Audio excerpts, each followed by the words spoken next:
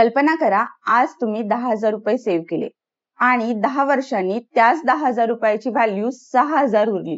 म्हणजे तुम्ही पैसे वाचवत आहात, पण तरीही गरीब होत आहात का? थोडं हार्श वाटेल, पण हीच रियालिटी आहे. आणि याचं कारण आहे इन्फ्लेशन. आपल्यापैकी बरेच लोक काय करतात, पगार आला की थोडे पैसे बाजूला ठेवतात, FD मध्ये टाकतात आणि मनाला समाधान देतात की आपण फ्युचर सिक्युअर करत आहोत. पण खरंच का? तुमचे पैसे खरंच वाढतायत का? की फक्त नंबर वाढतोय आणि व्हॅल्यू कमी होतोय? आज इन्फ्लेशन साधारण 5 ते 6% आहे आणि FD चे रिटर्न 6 ते 7% आसपास. मग प्रश्न असा येतो की फक्त सेव्हिंग करून वेल्थ तयार होऊ शकते का?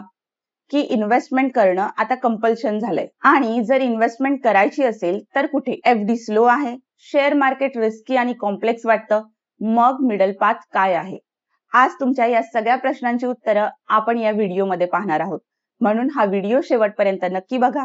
नमस्कार, मी स्वप्नाली आणि तुम्ही पाहत आहात फॉरेस्ट वेल्थ मराठी. जर आपल्याला FD पेक्षा जास्त रिटर्न्स हवे आहेत आणि डायरेक्ट मार्केटची कॉम्प्लेक्सिटी नको आहे आणि इन्फ्लेशनला बीट करायचं आहे, तर एक प्रॅक्टिकल ऑप्शन आहे, तो म्हणजे mutual fund investment via SIP. Mutual fund आणि SIP म्हणजे काय हे मी आधीच्या एका व्हिडिओमध्ये एक्सप्लेन केलेलं आहे. त्याची लिंक मी डिस्क्रिप्शन मध्ये देत आहे, नक्की बघा. पण या व्हिडिओमध्ये आपण बघणार आहोत म्युच्युअल फंड मध्ये इन्व्हेस्टमेंट का करायला पाहिजे आणि ते तुमच्यासाठी कसे युजफुल ठरू शकतं. पॉइंट नंबर 1, म्युच्युअल फंड तुम्हाला मार्केट एक्सपोजर देतो. तुमचे पैसे मार्केटमध्ये इन्व्हेस्ट होतात, त्यामुळे ग्रोथ पोटेन्शियल मिळतं आणि लॉंग टर्म मध्ये इन्फ्लेशन बीट करण्यासाठी हा एक प्रॅक्टिकल ऑप्शन ठरतो. तसेच तुमचे पैसे एक्सपर्ट म्हणजे फंड मॅनेजर कडून मॅनेज केले जातात. तो मार्केट समजतो, अनालिसिस करतो आणि इन्फॉर्म डिसिजन घेतो. सोप्या भाषेत तुम्ही इन्व्हेस्ट करता आणि एक्सपर्ट तुमचे पैसे मॅनेज करतो. पॉइंट नंबर 2, यामध्ये तुम्ही अगदी 500 ते 1000 रुपयापासून सुरुवात करू शकता. इन्कम वाढली की इन्व्हेस्टमेंट वाढवू शकता. म्हणजे सुरुवात करणं खूप सोपं आहे. SIP मध्ये मंथली इन्व्हेस्टमेंट ऑटो डेबिट होतं.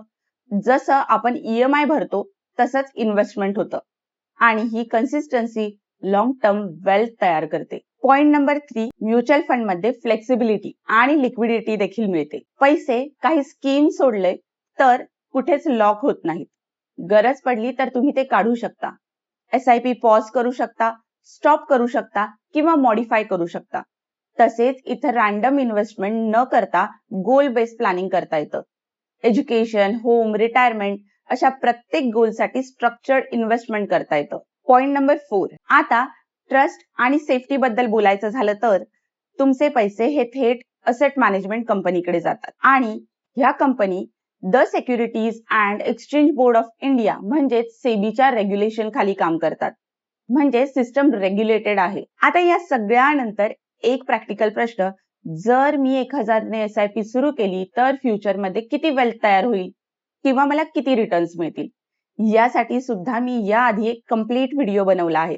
त्याची सुद्धा लिंक मी डिस्क्रिप्शन बॉक्स मध्ये देते, नक्की बघा.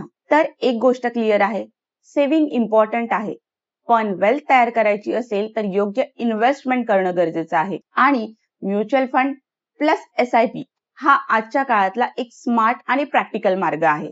अमाउंट छोटी असली तरी चालेल, पण सुरुवात करणं खूप महत्वाचं आहे.